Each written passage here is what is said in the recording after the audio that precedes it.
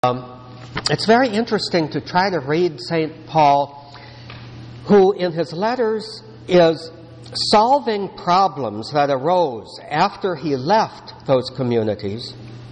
And a part of what he is doing is trying to recall to their attention implications of his teaching, implications of what he had already taught them.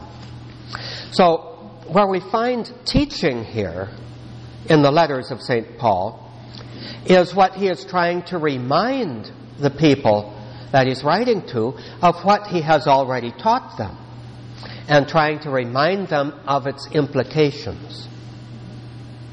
So we do have teaching in the letters of St. Paul. In fact, that's our only source for his teaching, is his letters. We don't have somebody with a little digital voice recorder sitting there recording it.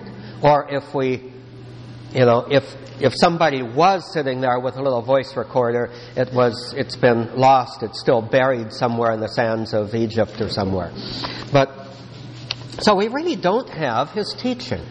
We have his recalling his teaching for a purpose, for the purpose of solving problems.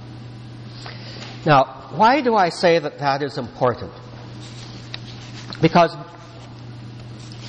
that makes Paul the earliest witness of the way that Christians lived and the way that Christians believed. But even so, he was a witness of just kind of a cross-section slice of it. The communities that he influenced, or the communities that he influenced directly. We know there were many other communities. At the time, in fact, that there's one letter that he wrote, which he was not writing to a community that he established, and that's the letter to the Romans. He actually had never been to Rome yet when he wrote the letter to the Romans.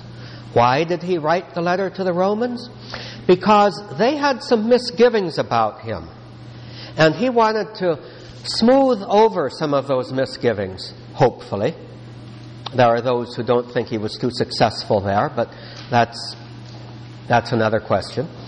But he wanted to smooth over those misgivings to show them that he was teaching and professing the same faith that they believed. Which, of course, is why one of the really, really great documents for Paul's teaching is Romans. But he also wanted to butter them up. Why did he want to butter up the Romans? To get on their good side? Well, for two reasons. One of which, he was planning to go there before he was going to deliver this collection that he was carrying money around. He was planning to go to Rome first and then take the money back to Jerusalem. He also wanted the Romans perhaps to put in a good word for him back in Jerusalem, because folks didn't like him very well back in Jerusalem. He also wanted the Romans to support him in a mission that he had decided was going to be kind of the grand finale of his life. And that was to take the gospel of Jesus Christ to the ends of the world. Where was the end of the world? Spain. He wanted to go to Spain. There are those who feel, and Jerome Murphy O'Connor, whom I follow a great deal, believe that he actually did get there.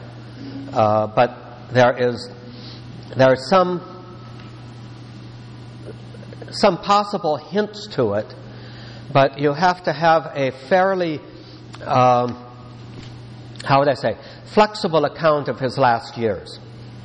In other words, when the Acts of the Apostles ends, he is in prison in Rome. Well, did that imprisonment lead to his death, or did that imprisonment lead to his freedom? it has to lead to his freedom if he actually ever did get to Spain.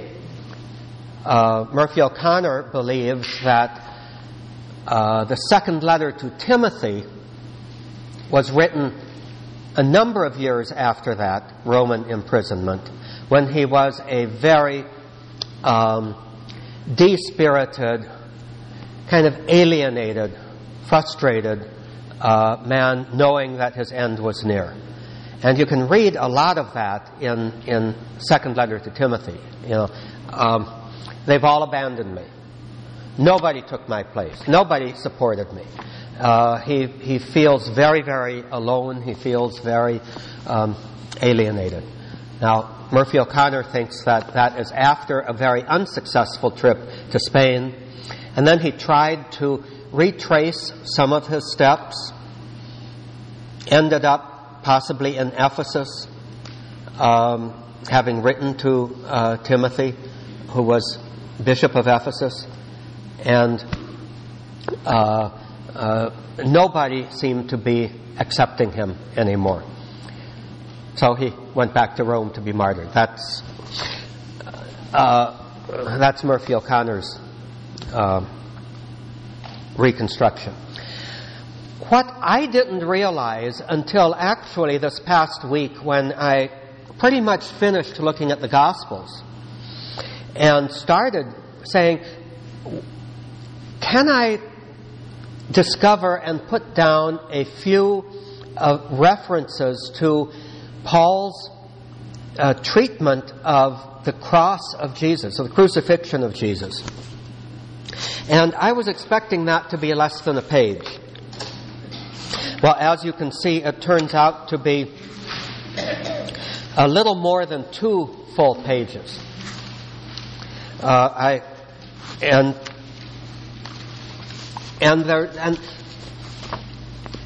I left out many of the indirect references to the cross and the crucifixion. These are pretty much the direct references. Now, why do I feel these are important? Because 20 years before the writing of the first gospel, Paul was not only preaching and teaching the centrality of Jesus crucified. He makes it very clear that he is also reflecting a prior faith in the centrality of Jesus crucified. So, for Paul and for many, if not most, of the earliest Christian communities, the first generation of Christians, the cross of Jesus Christ is at the center. Everything else relates to it. Everything else either flows to it or flows from it. The cross is at the center. Now, that serves to explain a lot how and why the 4 Gospels, which are in many ways have many differences from one another, but they are all united in putting the cross as the climax of Jesus' life. More so than the resurrection. The resurrection is seen as validating the meaning of the cross. Validating for us. If Jesus had simply died on the cross and that was it, we would still be left where the 2 disciples on the road to Emmaus were. We had hopes, but it all ended. The resurrection shows that the cross was central to the mission of Jesus, which to the disciples really didn't seem to understand beforehand, and only understood in the power of the Holy Spirit afterwards. But that the cross was central, and therefore anybody who is going to be a follower of Christ isn't just on the receiving end of all of these wonderful graces from the risen Jesus.